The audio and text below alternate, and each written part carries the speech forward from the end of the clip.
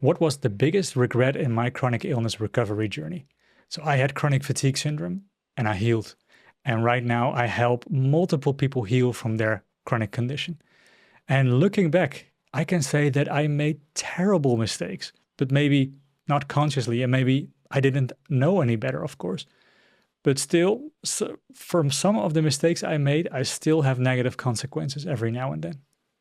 When I developed chronic fatigue syndrome, I searched on YouTube for recovery stories, but there weren't any. So what to do? And then I found horror stories. And I will spare you the details. But those horror stories became self-fulfilling prophecies. And I think that my journey would have been much easier if I wouldn't have seen those terrible videos. So going on this path, I started believing that there was something wrong with my body.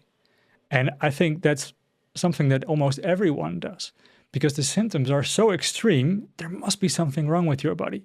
And although there is a lot of science suggesting that the limbic system is just creating these symptoms, there is also other signs, usually more superficial, telling you that there is indeed a mistake in your immune system, your mitochondria, your brain. And I received all those labels. I had brain damage, I had all kinds of chronic problems, and it was unlikely for me to ever heal from this. But I did try, of course, and I bought a lot of supplements, and I spent all my money on all kinds of treatments until the moment came where I was very, very poor, and I could no longer afford anything. And funnily enough, that was the moment where I started making progress. But before that, I started following some Facebook groups. They were just coming online in those days, and there was a lot of advice from people on those places. But these people, they weren't healed themselves. They were still stuck. And following their advice led me to going worse and worse and worse.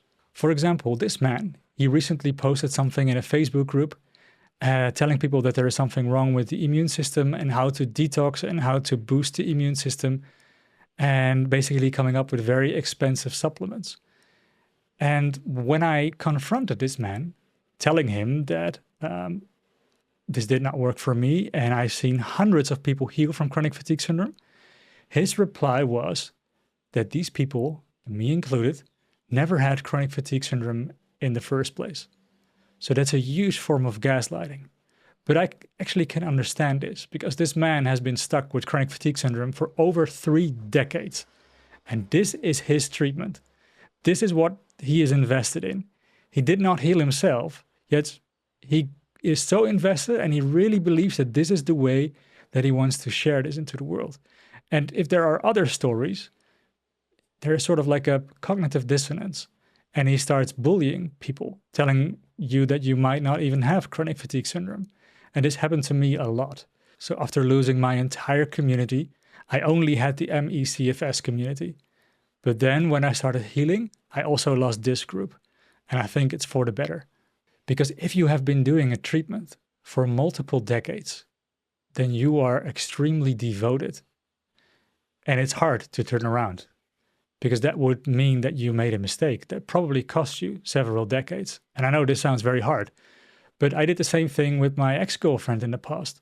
I didn't really want to see the truth, and I kept going with it because I was so invested. But, you know, it's better to turn around halfway than to be lost all the way. But the biggest mistake that I made was believing that I am a spoonie. And a spoonie is someone who has limited energy, who can't really do everything that he or she wants. Maybe you have only like 10 spoons, and going to the shower is already 1 or 2 or even 3 spoons. So you should be very careful. And this pacing method makes exercise dangerous. That's what we believe. That's how we prime ourselves. And this belief can get stuck inside of your body. For example, when I moved to this place, I moved to a new house, which is 125 steps from the road. And the first time that I climbed the stairs, I developed post-exertional malaise. Because deep down, I still have somewhere the belief that exercise is dangerous. Fortunately, right now I have the tools to undo it. So I went into my body, I connected with the fear, I cried a little bit, and within 10 minutes, my post-exertional malaise was gone. But all of the mistakes that I made, they have one thing in common. And that was that I didn't listen to myself, that I was trusting other people. So when I started doing the opposite of everyone's advice in these Facebook groups, I actually started improving, and I made it really extreme. So I was eating junk food, and I was no longer pacing, and I was crying a lot because, you know, in these groups, they were telling you not to cry, for example, because crying could amplify your symptoms, which is in the short term maybe true, because then you're having a partial release and not a full release. That's like the brain telling you, no, no, no, don't go there, don't go there. You know what? I'll amplify your symptoms to scare you so that you don't connect with your emotion. But then if you release it all the way, the symptoms can just be gone. Like, I mean, everyone can be symptom-free today. You don't really have to eventually reach this recovery, this magic thing. You can become symptom-free every day. So what is or was your biggest mistake in your recovery? And if you don't have any yet, then just tell me the most expensive thing that you did, because that's probably a mistake as well.